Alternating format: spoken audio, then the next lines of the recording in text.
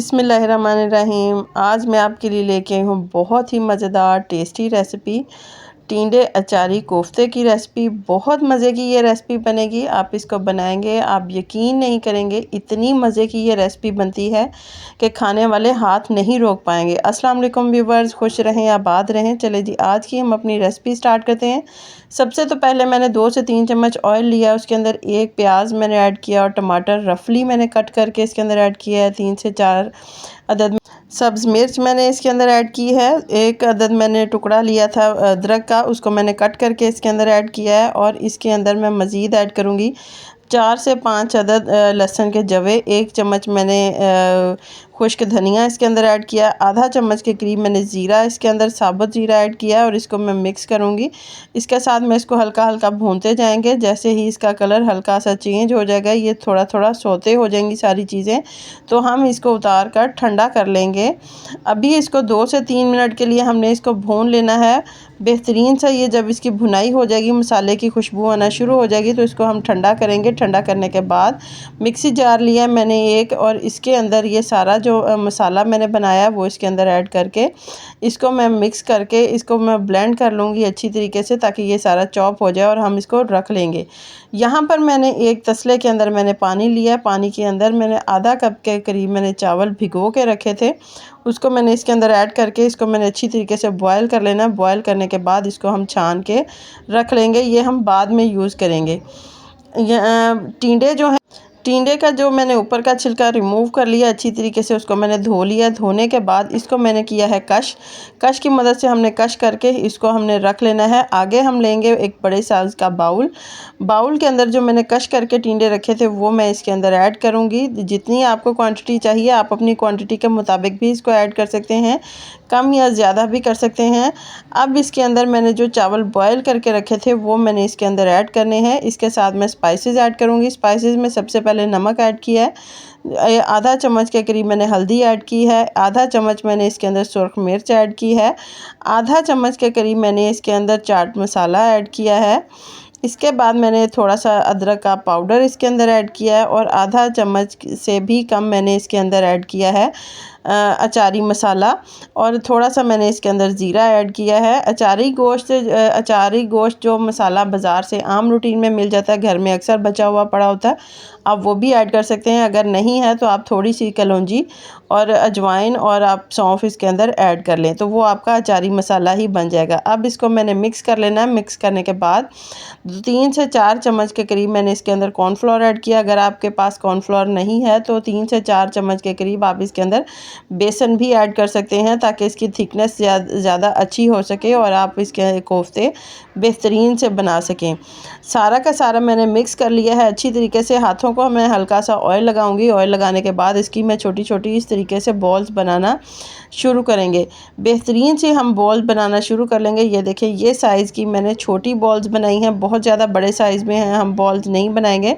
सारी की सारी मैंने तैयार कर ली हैं। दूसरी साइड पर मेरा ऑयल गर्म हो चुका है। ऑयल गर्म करने के बाद ये सारी बॉल्स बारी बारी मैं इसके अंदर ऐड करती जाऊंगी। याद रहे, जो फ्लेम है वो मीडियम स्लो फ्लेम पर हम इसको कुक करेंगे, बहुत ज़्यादा हाई फ्लेम नहीं करेंगे, नहीं तो ये बाहर से ज़्यादा गोल्डन ब्राउन हो जाएंगी तो वो कलर बिल्कुल भी खूबसूरत नहीं आएगा। सारे के सारे कोफ्ते मैंने इसके अंदर ऐड कर देना है। बहुत ही मज़े की ये रेसिपी बनती है। आप इसको एक बार बनाएंगे तो आप बार बार बनाने पर मजबूर हो जाएंगे, इतनी मज़े की ये रेसिपी बनती है। जैसे ही ये गोल्डन ब्राउन होंगे हल्के से, तो स्पैचुला की मदद से हम इसकी साइड चेंज करना शुरू कर देंगे। दोनों साइडों से इसको अच्छी तरीके से कुक करके देखें, इजीली ये पलट ले जा सकते हैं, मूव हो रहे हैं, बिल्कुल भी नहीं टूटेंगे, ना तो ये फैलेंगे। बहुत ही ज़बरदस्त ये रेसिपी बनेगी। सारे गोल्डन ब्राउन हो चुके हैं। अब मैंने चिमटे की मदद से इसको मैंने बारी बारी निकाल लेना है।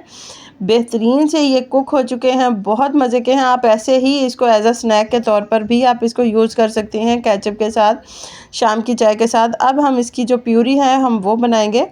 प्यूरी के लिए मैंने वही कढ़ाई ली है, बिल्कुल भी मैं उसके अंदर जो इसमें मैंने फ्राई किया है वही मैंने ऑयल इसके अंदर ऐड किया है, और जो मैंने चॉप करके मसाला मैंने रखा था शुरू में वो मैंने इसके अंदर ऐड किया है। ऐड करने के बाद इसमें स्पाइसेस ऐड करूँगी। स्पाइसेस में सबसे पहले नमक ऐड करूँगी, फिर थोड़ी सी मैं सुर्ख मिर्च ऐड करूँगी, थोड़ी सी मैंने इसके अंदर हल्दी ऐड की है, 1 चम्मच के करीब मैंने अचारी मसाला इसके अंदर ऐड किया है।